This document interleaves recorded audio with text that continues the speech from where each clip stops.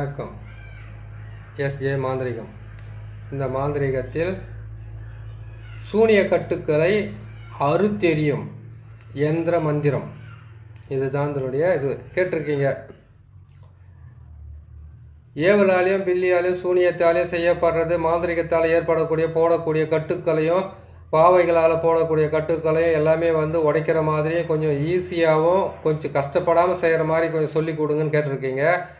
எங்களால் பணத்தை செலவு பண்ண முடியல, எங்களாலே செய்து நாங்களே எங்களை காப்பாற்றிக்கிறதுக்கு உண்டான எளிமையான முறையில் ஏதாச்சும் இருந்தால் போடும் கேட்டிருக்கேன். எளிமையான முறையில் உங்களால் ரொம்ப செலவெல்லாம் கிடையாது, சில மூலிகைகள் மட்டும் எடுத்தாவே போதுமானது. ஏன்னு கேட்டிங்கன்னாக்கா, எல்லா விதமான மாந்திரிகத்துக்கும் ஒரு செலவுன்னு ஒன்று இருக்குது. அந்த செலவை பொறுத்த வரைக்கும் ரொம்ப அதிகமாக செலவு பண்ணி செய்கிறது எதுக்காக, எதுவுமே இல்லாமல் கம்மியாக செய்கிறது எதுக்காகன்னு கேட்டிங்கன்னாக்கா, அதிகப்படியான செலவு பண்ணி எல்லா பொருளும் வாங்கி செய்கிறதுன்னு பார்த்தீங்கன்னாக்கா அது ஒரு வகை, அது ஒரு இதுவாக செய்கிறது.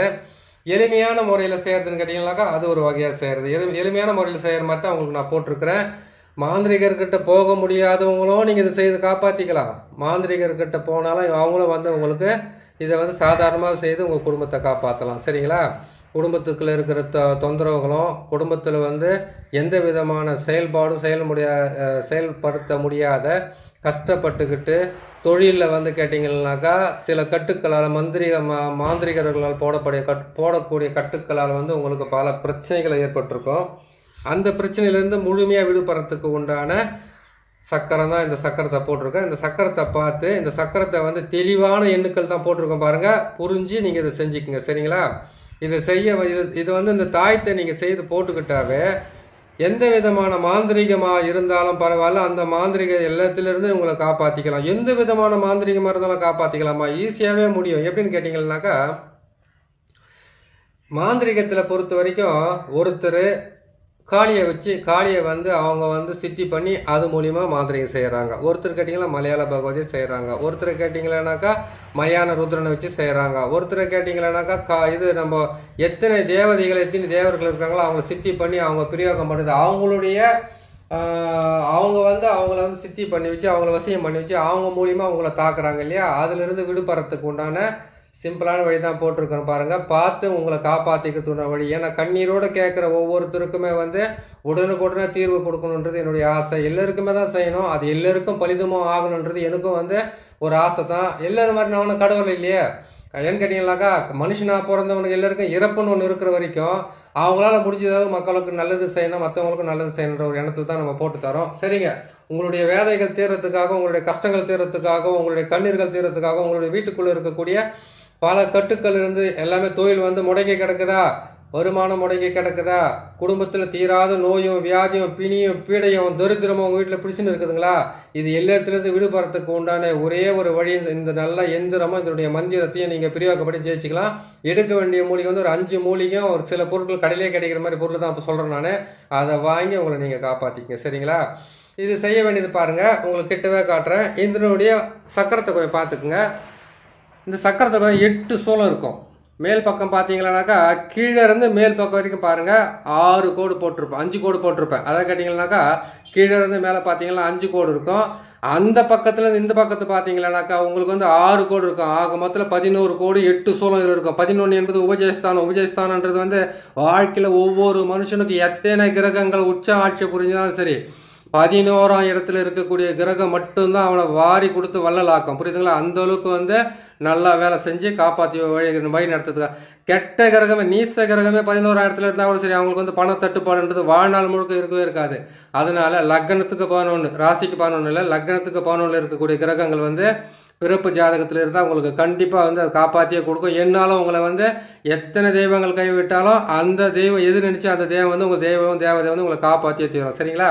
சரி, நம்ம பதிவுக்குள் போவோம். இந்த சக்கரத்தை போட்டுட்டு இந்த சக்கரத்துக்கு நடுவில் என்ன பண்ணி கேட்டிங்கனாக்கா இரட்டைப்படையில் வரணும். இரட்டைப்படைன்னு கேட்டிங்கனாக்கா 4, 8, 2, 6, 10 மேலே. அதுக்கு கீழே பார்த்தீங்கன்னா 3, 1, 5, 7, 9. அதுக்கு கீழே பார்த்தீங்கன்னா 22, 44, 66, 88, 2 0 வரும். அதுக்கு கீழே பார்த்தீங்கன்னாக்கா 11, 23, 32, 45, 54, 45 வரும். இதனுடைய நம்பர். இந்த நம்பருங்களை வந்து போட்டு என்ன பண்ணுறீங்கன்னா தாயத்தை வந்து ஒரு செம்பு தகட்டில் போட்டுக்குங்க. ஒரு செம்பு தகட்டில் போட்டு அதுக்கப்புறமா என்ன பண்ணுறீங்கன்னு கேட்டிங்களானாக்கா நீங்கள் இந்த எண்ணுக்கள் எல்லாம் இந்த சக்கரத்தை வந்துட்டு அதில் அந்த எண்ணுக்களை போட்டு எழுதிக்கிங்க. சரிங்க, எழுதிக்கிட்டீங்க. எழுதி முடிச்சு உடனே என்ன பண்ணுறீங்கன்னு கேட்டிங்கன்னாக்கா ஒரு 5 மூலிகை மட்டும் சொல்கிறேன். அந்த 5 மூலிகை மட்டும் கொஞ்சம் ரிஸ்க் எடுத்துக்குங்க. ஏன்னா அந்த 5 மூலிகை கூட நீங்கள் ரிஸ்க் எடுக்காட்டு அது வந்து உங்களுக்கு வேலை வந்து செய்யறதுக்கு ரொம்ப கஷ்டமாக இருக்கும். சரிங்க, இதை பார்த்துட்டீங்க, இதை எடுத்துட்டீங்க. 5 மூலிகை ஒரு விஷயத்த சொல்லிடுறேன் நான். எட்டி மரத்தினுடைய கொழுந்து, அதை கிட்ட துளிர், அதுக்கப்புறம் ஆடு தின்னாம்பாலினுடைய துளிர், அதுக்கப்புறம் கவிழ்த்தும்பை அதனுடைய துளிர், அதுக்கப்புறம் சிறிய நங்கை பெரிய நங்கை இதனுடைய துளிர் எடுத்துங்க. அதுக்கப்புறம் என்னன்னாக்கா பேய் தும்பைன்னு ஒன்று இருக்குது, அதனுடைய துளிரும் எடுத்துக்குங்க. இது மொத்தத்தையும் எடுத்து இந்த துளிரெல்லாம் சேர்த்து வெண்கடுகு சாம்பிராணி இது எல்லாத்தையும் போட்டு ஒன்றா இடித்து நல்லா காய வச்சுட்டு என்ன பண்ணுறீங்கன்னு கேட்டிங்கன்னாக்கா வெண்கடுகு சாம்பிராணி இருக்குது, கற்பூரத்தை போட்டு நல்லா அகில்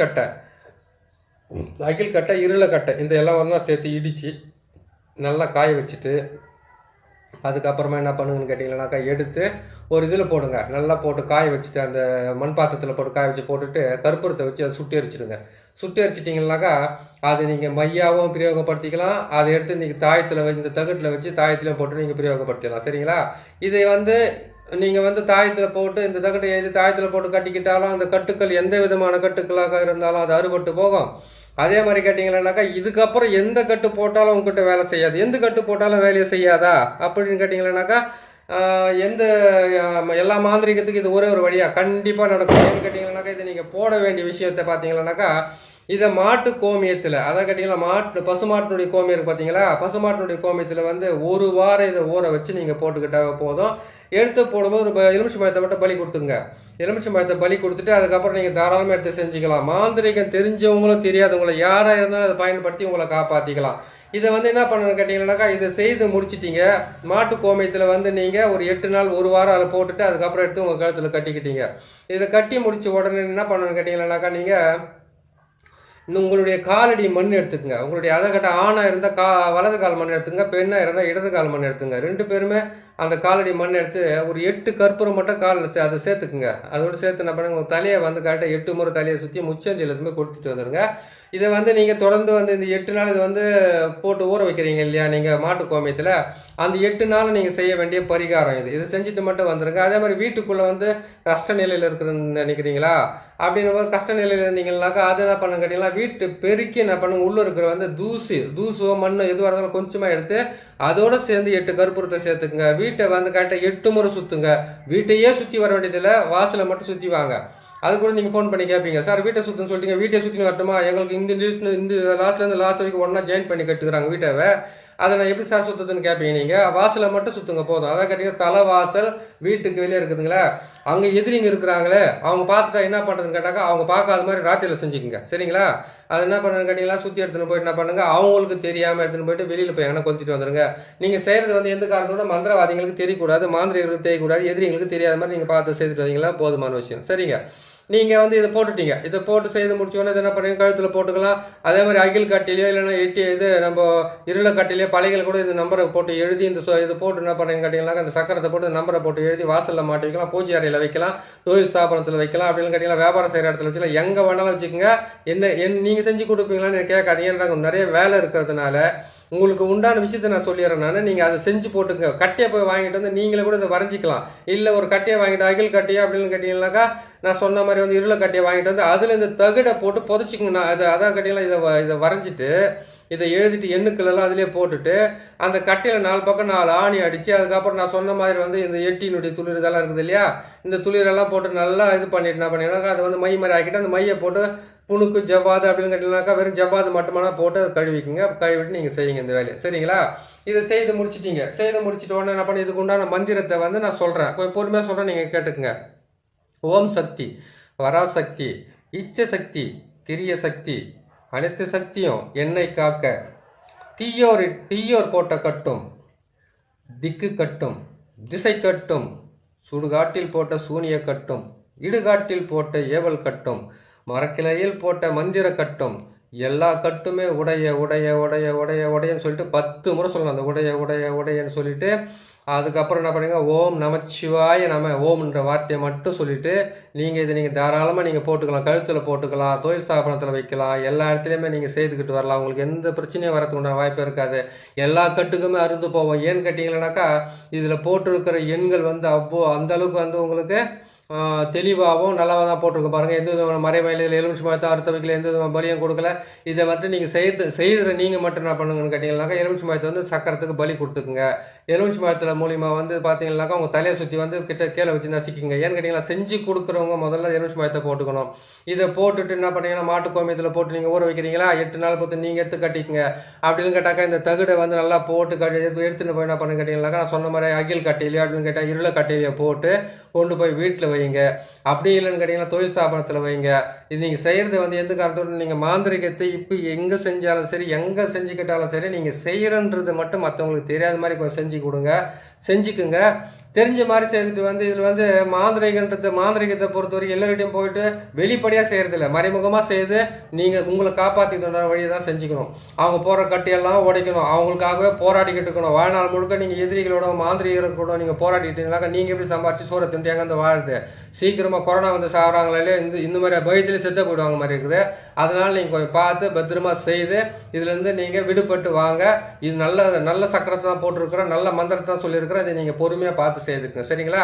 நம்ம சேனலை பார்க்குறீங்க, நான் போகிறது ஒவ்வொன்றும் பிடிச்சிருக்குன்னு நினைக்கிறேன். பிடிச்சிருக்குதுன்னாக்கா சப்ஸ்கிரைப் பண்ணுங்கள், லைக் பண்ணுங்கள், ஷேர் பண்ணுங்கள். நீங்கள் கேட்ட மாதிரியே வந்து எல்லா தெய்வ தேவதைகளுடைய உண்டான கட்டுக்களை உடைக்கிறதுக்கு உண்டான நல்ல ஈஸியான வழியை சொல்லியிருக்கிறேன். நீங்களே செய்து பயன்பெறலாம். சரிங்களா? இன்னொரு நல்ல பதிவில் உங்களை சந்திக்கிறேன். நன்றி, வணக்கம். நீங்கள் வந்து சப்ஸ்கிரைப் பண்ணுங்கள், லைக் பண்ணுங்கள், ஷேர் பண்ணுங்கள். இன்னொரு நல்ல பதிவில் உங்களை சந்திக்கிறேன். சரி.